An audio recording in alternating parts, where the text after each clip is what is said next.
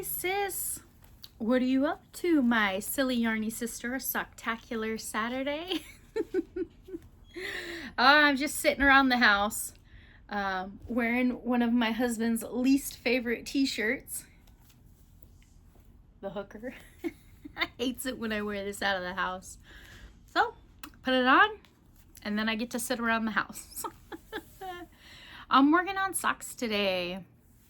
So last time we had a chance to visit, I showed you my knit socks book, my funky shaped little boot book.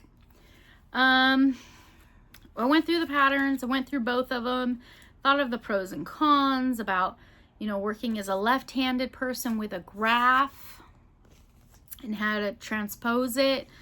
I really took a really hard look at the winter garden. I honestly was leaning towards the winter garden because it played with lace, which is something that I'd like to get into, and it also plays with the color work. But in researching more of the yarn that they use, the suggested yarn, the yardage, and that sort of thing, I realized I don't have what I need to make those flowers pop off of a neutral in a DK weight. Not only does it need to be a DK weight, but it needs to have like a little bit of something in it to help the sock retain its shape. And I didn't have anything. So I'd need to go out and buy yarn. Instead of going out, investing money and buying the yarn, to learn and practice a technique that I already know that I want to make the chicken socks. The goal is the chicken socks. I already have the perfect yarn for the chicken socks. I just need to buy the chicken sock pattern, which in all actuality would be cheaper than buying the yarn to make a different pair of socks to learn the technique I wanted to make. So toss that book aside. I bought the chicken sock pattern. $6.50 for a sock pattern. That's not my complaint. That's not my complaint. A pattern is worth every single penny that a pattern designer wants to charge. It is up to you whether you want to spend the money for the pattern or not. I was reading the reviews of the barn door chicken sock pattern, and one of the people that actually made it, some of them said they liked it and they looked over the pattern and it looked like a good pattern, but one person put pictures where they'd actually made the cuff of the chicken sock, and she said it was her first time ever trying color work and that it really did look like a chicken. So sold me on the chicken socks. I bought the pattern for the chicken socks.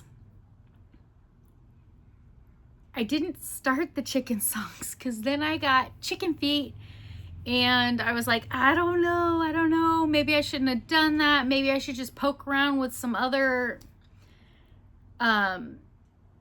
it's the floats going on the inside of the sock that have me confused. So I'm like, maybe I just better watch a whole bunch more videos and see what I could come up with. And then I came home from work and there was an Amazon package at the front door for me. Perfect timing. Perfect timing for a swift kick in the butt saying, come on, get to it. What was waiting for me? What was waiting for me was this cute little note. It says, a gift for you. I guess these can be placeholders till you make the handmade pair. Enjoy and know that you are loved, bestie. From Amanda. Amanda, tap mama in the bag brigade.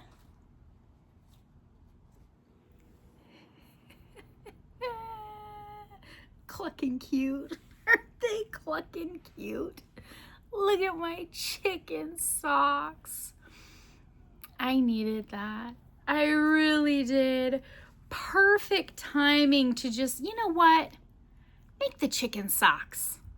Here are some chicken socks, and I'm going to absolutely love wearing these chicken socks. I work with seniors, and a lot of them are going through major health struggles at the moment, major life changes that are very down and negative. And I think I have the perfect client in mind who would absolutely love to see some chicken socks. So thank you, Amanda, for making my day. and helping me make someone else's day. These are so cute. And the company is called Karma. Karma Crew Socks. And they're cotton and nylon and polyester and spandex, so they've got all the best stuff that socks are made out of. And they're clucking cute. Thank you, Amanda. So what did I do? So I pulled out this 6 and 7. Waiting to see if my son comes running in with that whole number teen. I don't think it's funny. I think it's ridiculous, but whatever. No, isn't that coming? 6 and 7 fiber. This is a sock set club. I was not part of the sock set club. I picked up these socks at the flea market. Oh my gosh, I don't even remember how long ago. I have a video on it. My husband and I went to a local flea market. We were walking around and I saw a black trash bag. And it was kind of rolled down a little and I could see the smooth sides of Hank's on the top of it. So I walked over and I kind of glanced in and I walked away and I told him, go get me that bag. I want that black bag full of hanks of yarn. I want that trash bag. Go get it. And he went over there and he kind of looked around, very uninterested. He kept his cool. I could not. There's no way I could have kept my cool in that situation. And he bought me the trash bag of yarn for 10 bucks.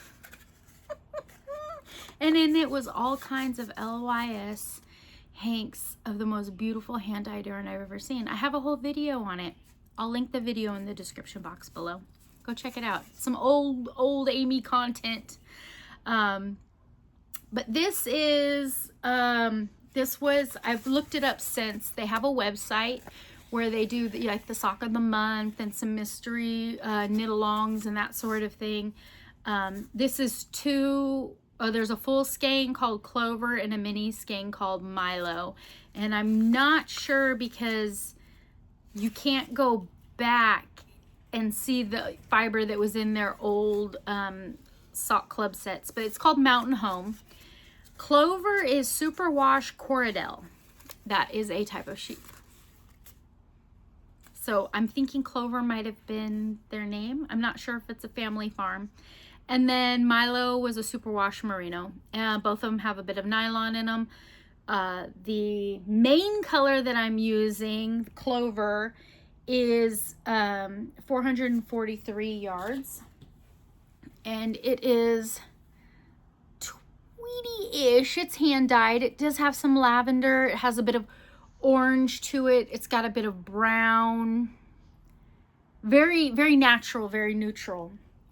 The mini Hank, which had 87 yards, is a very deep purple with some like watercolor dabs in there. And I've got them all in my ball bands. I got it all hanked up. Want to see a sneak peek? All right, let's go look at what happened.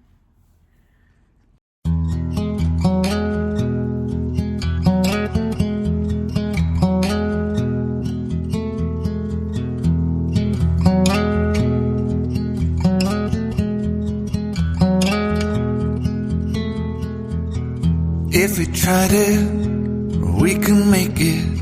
But don't we ever just take some chances and stop your thinking and start your living. Get your shoes on, we're going dancing.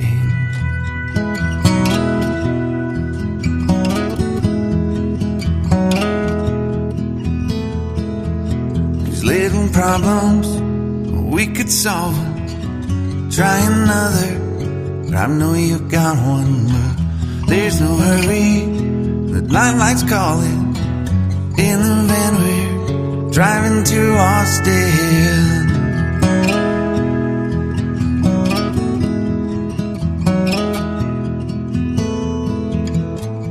This feels like time was making fun of me, ticking away at the walls and I can barely breathe. This might be my only chance. Okay, so I did all that. I used my scale to measure it all out, so I know I have exactly half and half. I learned off of those Sierra Nevada yarn crawl socks that it's very important to weigh out your fiber to 50-50 so you have enough. I went and sat by the water when my son went fishing. He caught him a fish. Ta-da! The glorious fish. This is a community man-made pond with a fountain in it. And he goes out there. It's not too far from the house. He'll ride his bike. He'll go down there with friends. Occasionally he'll talk me into going down there and sitting with him. And what he does is he takes little tiny fly bait, little things, and he'll catch little bluegills, just little tiny little fish. And then he'll put those fish on a hook, and then he'll throw them out, and they're still alive, and they'll swim around and they'll attract a larger fish. So there you go. He's very proud of that fish. But while I was sitting there, I cast on 64 stitches in my main color. I did a knit row, a knit all the way around. That's this one. I did a knit all the way cast on. I did a knit all the way around, and then I did knit one, purl one, a knit row, knit one, purl one, and then we switched to my contrasting color, and this is alternating knit one, purl one rows with a knit row. And then you go for 1.5 inches, and then I'm gonna start working the graph to start the chicken. So there's a very, very small main color. This dark is my background. When I start working my chicken, she's gonna pop up in that light color. So my chickens will be dancing all the way around here. The chicken graph is 16, for my size, is 16 stitches long, and you repeat it 4 times around the sock. 16 times 4 is the 64. So just playing with numbers in my head, just getting it going, get myself all pumped up. I got this. I got this. So then I stopped. Before I got to the chicken graph, I stopped and I cast on my second, because there's no way with an intimidating sock like this that I am gonna let second sock syndrome settle in this heart. No, not doing it. So I cast on 64. I did my knit around, and I did my first knit, purl, knit, purl, knit, purl, and then knit around. Now I've got to add, I'm going to cut off my main color, and I'm going to not tie on. We don't tie in knitting. I'm going to hold it, switch it, and start knitting with this one, but then knit the 2 ends together for like 3 stitches, and then we'll sew it in later. But all right, sis, we've cast on. That's where I'm at. That's where I'm at with this. I got some lovely socks to wear. I got some lovely socks to knit, and I'm back on track. Thank you for joining me today. Have you ever knit a pair of socks? Have you crocheted a pair of socks? How are you participating in this? Leave me a comment down below. I love the interaction. All right, friends, take care. I'll see you soon. Bye.